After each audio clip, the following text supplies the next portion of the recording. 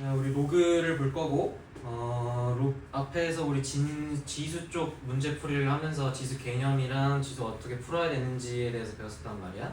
그랬을 때 이제 로그는 지수를 똑같은 형식이지만 다른 형태로 바꿔서 낸 문제이기 때문에 지수 쪽에서 푼 문제 유형들이랑 로그 쪽에서 푸는 문제 유형들이 비슷한 게 많아. 근데 이제 연산 법칙이 좀 달라질 뿐이야. 지수 연산 법칙이랑 로그 연산 법칙이랑 좀 다르기 때문에 그 차이에서 오는 연산의 다른 그런 개념들만 있을 뿐 문제 형식 자체는 비슷하다. 그래서 로그 문제를 풀려면 다리치 얘기해서 로그 쪽 개념을 정확하게 알아야 돼. 로그 개념을 모르면은 로그 쪽 문제가 절대 안 풀려요. 오케이? 그래서 일단은 160번 한번 보시면 로그 A3은 2, 뭐 로그 3은 5는 B, 뭐 A의 비승을 구하여라 라고 되어 있는데 일단 로그에서 가장 중요한 건 뭐야? 로그의 정의지. 로그의 정의, 예를 들어서 A의 B승이 C라고 했을 때 우리 이 식을 로그로 어떻게 바꿀 거냐 라고 하면은 우린 이 식을 로그 A의 C는 B다 라고 바꿀 수 있다. 또는 뭐 로그 A의 C가 B다 라고 했을 때 식을 이렇게도 바꿀 수 있겠다. 요게 로그의 정의라고 얘기를 했었지. 외우는 방법은 어떻게? 요게 및 요게 지수라고 있고 얘를 뭐 진수가 아니긴 하지만 그냥 진수라고 생각을 하자면은 여기도 똑같은 형태가 나온다. 로그가 있고 밑이 있고 진수 있고 이꼴 지수가 나온다. 즉 어떻게 외워주면 된다? 지수랑 진수랑 자리만 바뀐다. 그리고 로그 날아오고 이렇게 외워주면 바로 변환하기 편하다 라고 얘기를 했었죠.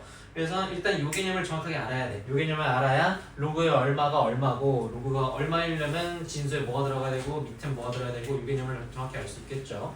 그래서 이게 일단 첫 번째 개념, 로그의 정의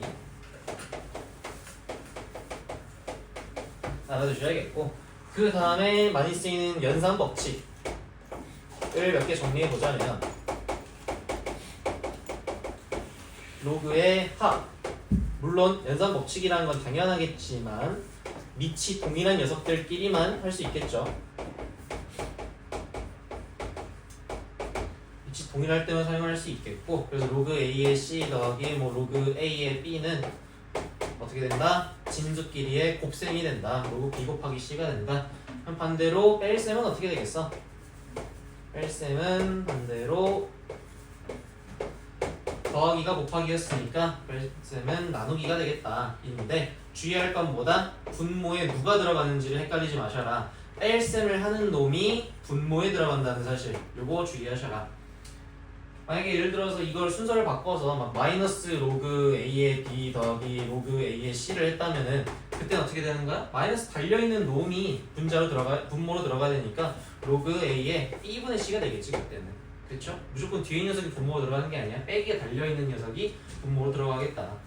그리고 또 뭐 이런 거 있다고 쳐봐. 마이너스 로그 A의 B 빼기 마이너스 로그 A의 C 이런 게 있다고 했을 때 그럼 요건 어떻게 되겠냐? 생각해보시면 마이너스로 묶어낼 수 있잖아. 우리 10^1원칙 계속 얘기했었죠? 10^1원칙이 뭐라고? 같은 것이 있으면 묶어라.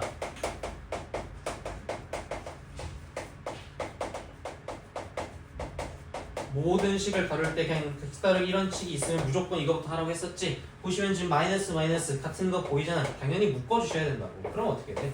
로그 A의 B 더하기 로그 A의 C가 될 테니까 이거는 덧셈 연산 법칙을 사용해줘야 된다고. 뺄셈이 아닌가 빼기 달려있다고 해서 덧셈을 해주시면 마이너스에 로그 A의 BC 이렇게 해를 구할 수가 있겠죠. 이런 느낌을 연산해주셔야 된다는 거 다 기억을 하고 계셔야 돼요. 이런 거 헷갈리지 마세요. 이해되겠죠 여기까지?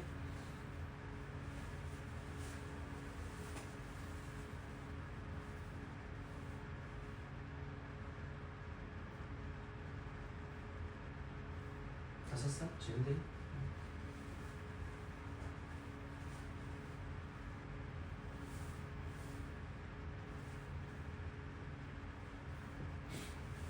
저에서만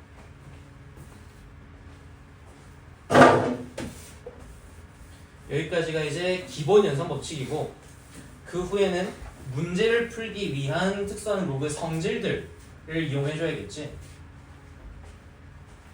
문제에서 찾을 수 있는 로그의 성질이라고 하면 크게 두 가지 정도가 있겠다. 첫 번째는 지수를 넣고 빼기. 이게 첫 번째가 되겠다. 지수를 넣고 빼기 어떤 얘기야? 예를 들어서 로그 A의 B승에 C에 D승 이렇게 있다고 했을 때 우린 이 로그에 있는 밑에 있는 지수와 진수에 있는 지수 그리고 용어 정리 잘해야 돼. 얘네가 통째로 밑이고 얘네가 통째로 진수고 요 B랑 D는 요 밑과 지수의 각각의 지수라고 읽어줄 수 있겠죠? 용어가 헷갈리지 마세요. 이해되겠죠? 그랬을 때 저 밑과 진수에 올라가져 있는 저 지수들을 어떻게 앞으로 빼내줄 수 있는가라고 했을 때 밑에 있는 녀석은 분모로 진수 위쪽에 있는 녀석은 분자로 요렇게 빼줄 수가 있다. 그래서 얘네 둘의 곱셈으로 요렇게 빼줄 수가 있겠다 라는 얘기고 그럼 거꾸로 요런 식이 나와 있을 때 우리는 이 녀석을 각각의 지수로 다시 넣어줄 수도 있겠고 혹은 이렇게 넣어줄 수도 있겠지. 요 B분의 D를 통째로 C의 지수로서 이렇게 올려줄 수도 있겠어. 이해되십니까? 그냥 이걸 통째로 이렇게 그냥 넣어뒀다고 생각하는 거야. 각각 넣는 게 아니라. 혹은 반대로 밑에다가도 다 집어넣을 수가 있겠지. 어떻게? 근데 밑에 들어가려면 봐봐. 밑에 있는 지수는 분모로 들어가야 되는 거잖아. 그치? 그래서 이걸 한꺼번에 통째로 집어넣으려면은 이런 식으로 식을 봐야 되는 거야. 어떻게? 이 식을 지금 사실은 B분의 D가 아니라 D분의 D가 분모에 깔려있고 거기에 1이 돼 있는 이런 역수 형태가 곱해져 있구나 이런 식으로 생각하고 얘가 곱해져 있다라고 봐주셔야 되는 거야. 밑에 넣으려면 이거 이해되겠습니까?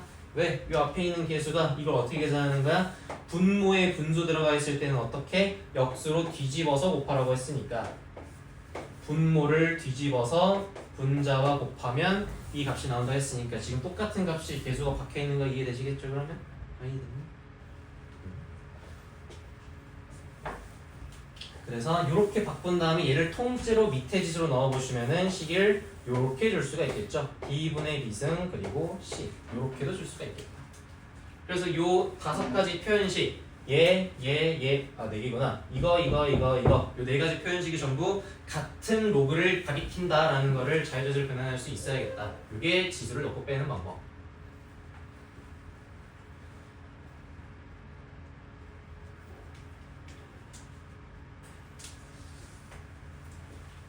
근데 이 방법을 정확하게 한 후에는 언제 이걸 쓰냐 요거를 정확하게 확립을 해두는 게 중요해. 문제를 풀 때는 언제 쓸지를 알 수 없다는 방법을 알면도 불구하고 문제에서 정확한 때에 정확하게 쓸 수를 못겠지.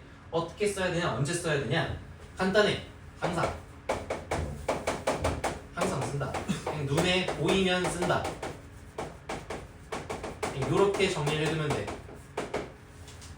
눈에 보였는데 막 로그 앞에 뭔가 곱해져 있어. 그럼 그냥 올리고 싶어야 되고 지수로 넣고 싶어야 되고 로그를 봤는데 여기 뭔가 지수를 달고 있어. 밑 또는 진수가. 그럼 앞으로 빼내주고 싶어야 돼. 그냥 그런 생각이 자동 반사적으로 들어야 돼.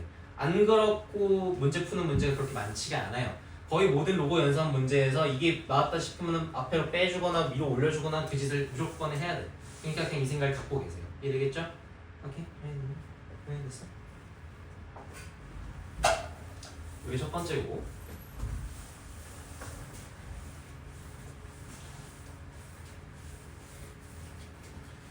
그 다음에 자주 쓰는 방식 두 번째는 로그 분수 줄이기.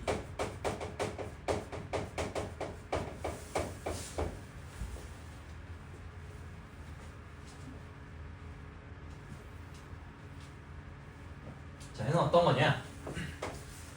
로그 A에 B가 있다고 쳤을 때 우리 이러한 로그를 어떻게 바꿀 수 있느냐? 이렇게 바꿀 수 있다. 로그 A 분의 로그 B 이렇게 바꿀 수 있고 지금 밑에 내가 아무것도 안 써놨지? 이 밑에 들어갈 수 있는 녀석은 우리가 원하는 아무 값으로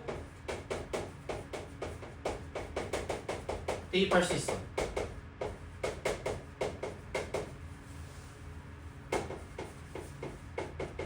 단 중요한 건 분모에 들어가는 이 로그랑 분자에 들어가는 이 로그의 밑은 항상 통일되어야 돼. 둘은 같아야 돼.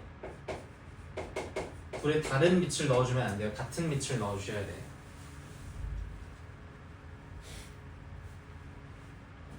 예를 들자면 여기다 예를 들어서 뭐 C 같은 값을 밑으로 넣었다고 쳐보자. 이게 로그 분수 쪼개기다. 로그 A의 B를 로그 C의 A분의 로그 C의 B로 바꿀 수 있다. 이게 로그 분수 쪼개기. 그럼 당연히 봐봐. 아까 우리가 배운 게 뭐였어? 분모에 분수가 들어가 있을 때 분모에 분수 들어가 있을 때 예를 들어서 A분의 B분의 1 이런 값은 어떻게 된다고? 뒤집어서 분자하고 곱해라. 역수를 곱해라. 이렇게 계산된다고 했었지. 그죠? 이해되시겠습니까? 그러면 이 녀석이랑 같은 로그를 이 녀석의 역수 로그를 우리 한번 찾아볼 수 있을 것 같아. 어떻게? 이 녀석의 역수라면 요 값이 그대로 분모에 들어간 걸 우리는 역수라고 정의를 하고 요런 수가 어떤 로그일까를 계산해 보자면 요 분모에 있는 걸 그대로 분수 쪼개기를 해보는 거야. 그럼 요 결과는 똑같이 나오겠죠? 분모를 분수 쪼개기를 해보면 요런 로그가 될 거다. 네, 1. 니츠는 우리가 원하는 값으로 아무나 들어가 있겠지. 일단은 뭐 중요하지 않으니까 생략을 해놓죠. 뭔가 들어가 있을 거야. 그러면 어떤 꼴이 돼? 분모의 분수꼴이 된다고. 분모의 분수가 들어가 있다고. 그럼 어떻게 해야 돼? 이걸 뒤집어서 분자랑 곱해주면 된다.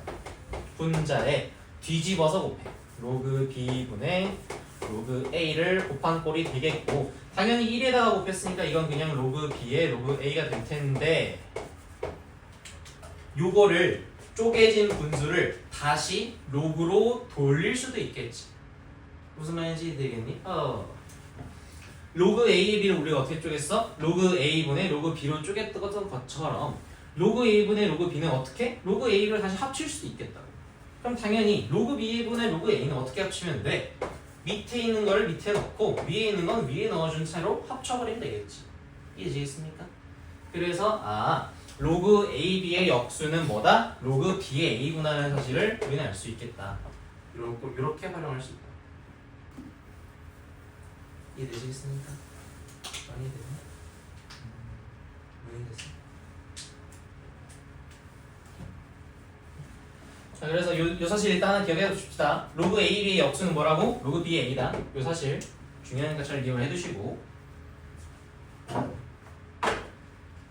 뭐 문제에서 어떻게 나올 거냐 이런 식으로 나오겠지. 역수 관계가 나왔을 때 문제에서 쓸만한 포인트가 어디 있냐를 해보면 이런 문제를 구성할 수가 있겠죠. 예를 들어서 이런 문제를 많이 풀어봤지. x 더하기 x분의 1의 제곱 이렇게 어떻게 돼? 곱셈 공식에 의해서 x제곱 더하기 x제곱분의 1 더하기 2입니다. 이런 식의 문제 우리 수상에서 많이 풀어봤죠? 그치? 요게 이제 역수를 이용한 곱셈 공식이란 말이야. 그럼 로그에서는 어떻게 나오겠어? 얘랑 얘가 역수라는 걸 이용해서 이렇게 문제를 내겠지. 어떻게? 그러면 로그 a의 b 더하기 로그 b의 a의 제곱은 뭘까요? 라고 물어보면 얘네들이 역수라는 사실을 알고 있으면 지금 똑같은 문제라는 거 일으켜지나? 로그 a, b를 x라고 넣어주면은 그냥 요 식이 똑같은 문제가 된 거야. 이해되시겠어?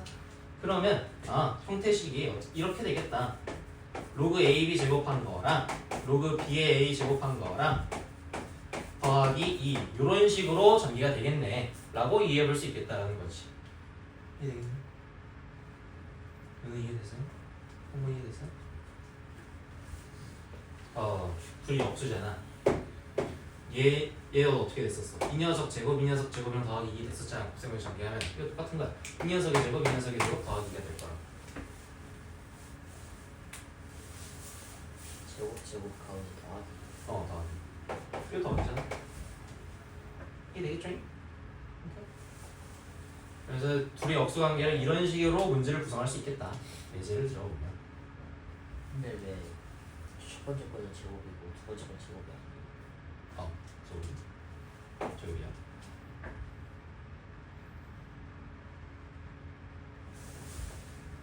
라다 아무튼. 그래서 여기 로그 분수 쪼개기고, 근데 요거는 로그 분수 쪼개기를 내가 그냥 역수를 증명하는 걸 이용해 주려고 한번 얘기를 한 거고, 로그 분수 쪼개기는 사실 이 역수를 구하는 거에서만 사용하는 게 아니지 훨씬 더 중요한 면에서 쓰인다. 어떤 면에서 쓰이냐? 지금 이 로그 분수 쪼개기를 했을 때 우리가 얻어지는 결과가 뭐야? 원래의 로그는 밑이 얼마였어? 밑이 a인 로그였단 말이야. 근데 우리가 이 로그를 분수 조기를 해보고 났더니 분모 분자가 어떤 식이 됐어? 밑이 C인 로그로 바뀌었다는 거지. 그랬을 때 이 C는 우리가 원하는 어떤 값으로 설정이 된 거고. 그럼 그 말은 무슨 말이야? 원래는 밑이 A인 로그를 밑이 C인 로그로 우리가 마음대로 바꿔줄 수 있겠다. 즉 어떨 때 사용을 하겠어? 이 로그 분수 쪼개기는 로그의 밑을 바꿀 때, 변환할 때, 그때 이 방식을 사용을 하겠다라는 거를 얘기해 볼 수가 있겠지.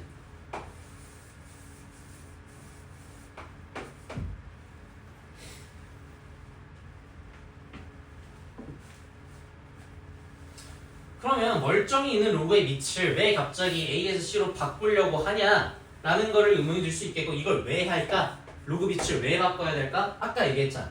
로그 연산 법칙을 사용하려면 전제 조건이 뭐라고 그랬어? 밑이 동일할 때에만 사용을 할 수 있다, 로그 연산 법칙을 라고 앞에서 얘기를 했었잖아. 근데 예를 들어서 두 로그를 더하라고 했는데 두 로그의 밑이 달라. 그럼 연산 법칙을 사용할 수 있는 상태야? 아닌 상태야? 밑이 다르니까 당연히 사용할 수가 없겠죠. 근데 우리는 어떻게든 연산을 해야 된단 말이야. 그럴 때 밑을 같게 만들어주기 위해서 로그를 이런 식으로 분수 쪽에서 밑을 동일하게 만들어주겠다라는 얘기인 거지. 이해되시겠습니까? 이해됐니? 예를 들자면 이런 얘기지. 로그 2의 3 더하기 로그 3의 4를 해봐라 라고 했을 때, 그럼 우리는 밑이 2랑 3으로 다르니까 예를 들어서 2년 녀석을 분수 쪼개기를 해본다면, 둘 다 해야 돼 물론, 둘 다 분수 쪼개기를 해본다면 로그 2분의 로그 3 더하기 로그 3분의 로그 4일 거고, 우리가 원하는 아무 밑으로 통일을 시켜줄 수 있어. 예를 들어서 2 같은 걸로 통일했다 쳐보자.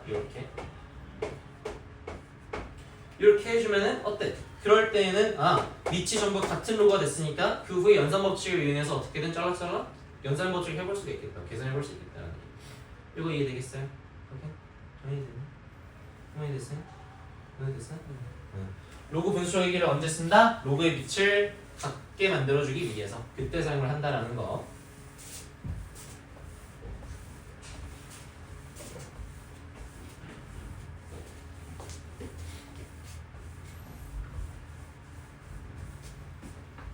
그 다음 세 번째는 뭐였지? 얘는 단순히 로그의 성질만을 이용한 건 아니고 지수의 성질까지 같이 이용한 지수 밑변환 공식인데,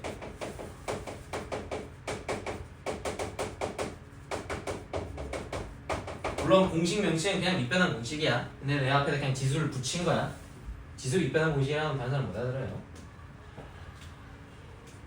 공식은 뭐요? 요거요. A의 로그 B의 C승 이렇게 올라가 있으면 우린 이 녀석을 C의 로그 B의 A승으로 고칠 수 있다. 어떻게? 요 녀석이랑 요 녀석, 제일 밑에 있는 녀석과 제일 위에 있는 녀석의 자리 바꾸기가 된다.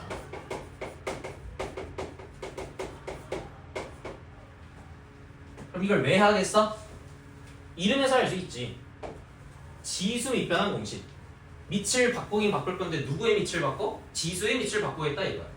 지금 보면 지수의 밑이 A였는데 밑변환 공식을 썼더니 밑이 C인 지수로 바뀌었죠. 그래서 당연하게도 아까 우리 로그 분수 쪼개기를 왜 한다? 로그의 밑을 바꾸기 위해서. 그럼 지수 밑변환 공식을 왜 한다? 지수의 밑을 바꾸기 위해서.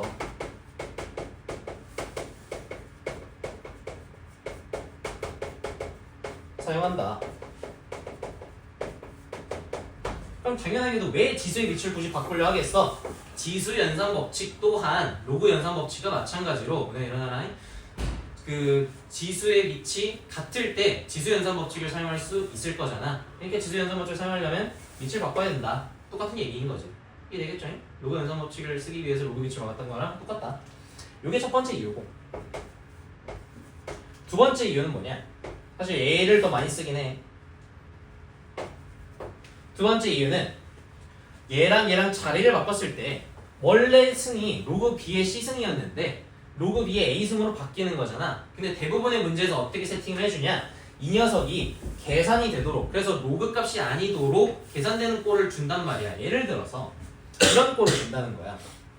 예를 들어서 3의 로그 9의 2승 뭐 이런 식이 있다고 쳤을 때 자리를 바꿔보면 이렇게 되겠죠. 2의 로그 9의 3승이 될 거고, 우리 요거 로그 9의 3승이 얼마인지를 우린 알고 있단 말이야. 왜? 로그 9라는 값은 로그 3의 2승이고 3은 3의 1승이니까 그러면 2만 앞으로 빠져버리면 2분의 1 곱하기 로그 3의 3승이니까 계산하면 로그 3의 3은 1이니까 2분의 1이구나. 그래서 이 값은 요 2승이 2분의 1승이 되어서 이게 2분의 1승이겠다. 이렇게 계산해버릴 수 있단 말이야. 뭔 느낌인지 이해되겠나요? 이해됐나? 그래서 두 번째 이유는 뭐냐? 승 지수가 계산될 수 있는 꼴이므로 가장 밑에 있는 녀석과 가장 위에 있는 녀석의 자리를 바꿨을 때 일어나는 변화, 지수가 계산이 되는 꼴로 문제를 세팅을 해놨다. 그래서 쓴다 라는 게 훨씬 더 지배적인 이유입니다. 문제를 이렇게 보통 세팅을 해줘요. 물론 요것 때문에 쓸 때도 있어. 둘 다 알아주셔야 돼요. 그래서 여기까지 쓰면은 로그 성질 세 가지 다 배우신 거다. 이해되겠죠? 그래서 로그 문제를 풀 때 있어서는 지금 배운 요 개념 중요한 것들만 딱딱딱 찝어준 거야. 이거 말고 뭐 로그가 정의되기 위한 조건 이런 것도 알고 계셔야 돼. 물론 지금 설명해 줄 거야. 지울게. 마지막 조건, 마지막 개념. 로그 성질 말고 이건 훨씬 더 중요한 거니까 따로 빼서 4번. 로그가 정의되기 위한 건.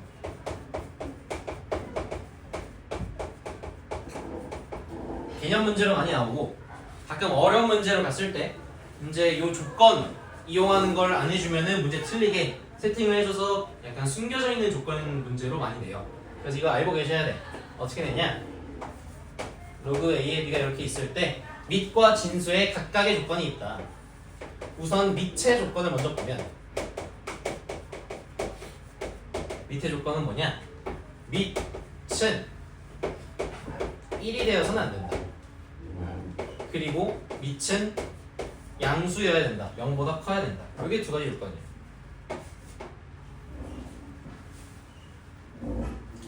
진수에도 조건이 있겠죠. 그러면 진수 조건은 비슷한데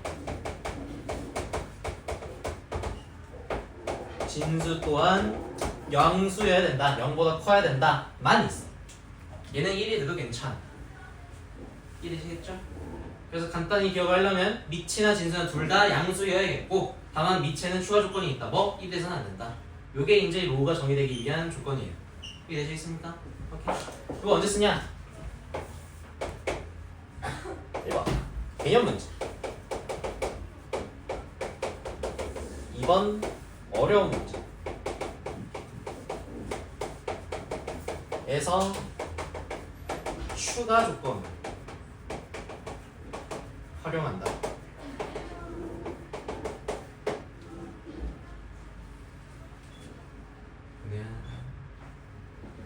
개념 문제라는 것은 그냥 단순히 뭐 문제에 로그가 정의되기 위한 조건을 구하시오 뭐 이런 식으로 그냥 개념 문제 적나라하게 대주는 거야. 그럼 당연히 이거 쓰시면 되겠고 중요한 건 뭐냐 2번이야. 이 문제 어려운 문제 같은 거 풀 때 얘를 쓰면은 뭐가 나오는 거야? 결국 조건식으로 이러한 부등식이 나온단 말이야. 결과적으로 어떤 식? 예를 들어서 A가 0보다 크다 B가 0보다 크다 이런 부등식 또는 범위 조건식이 나온단 말이야.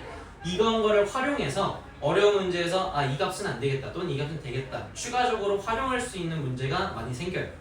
물론 지금 내가 이렇게 말로만 풀면은 어떤 얘기인지 정확히 모를 거야. 나중에 우리 어려운 문제 같이 풀면서 연습해보면은 이런 느낌이구나 하고 자연스럽게 이해될 수 있을 거야. 일단은 이런 게 있구나 하고 개념만 정리해두고 넘어가면 될 것 같아. 되겠죠? 그래서 여기까지가 로그 문제를 풀기 위해서 무조건 알아야 되는 4가지 굵직한 개념들이야. 이 4가지 개념을 머릿속에 넣어준 상태로 로그 유형들을 각자 한번 풀어볼 거고 지금부터 센 유형으로 한번 정리를 해볼게. 이해되겠죠?